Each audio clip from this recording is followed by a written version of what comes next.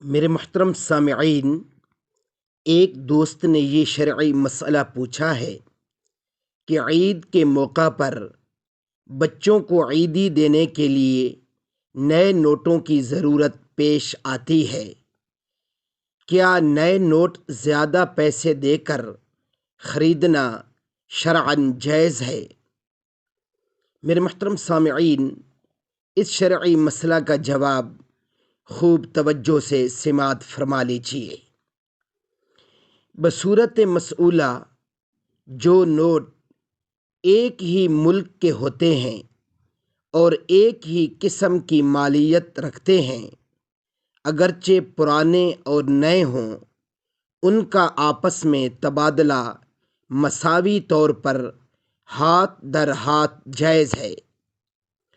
کمی یا زیادتی کے ساتھ تبادلہ سود ہونے کی وجہ سے ناجائز ہے۔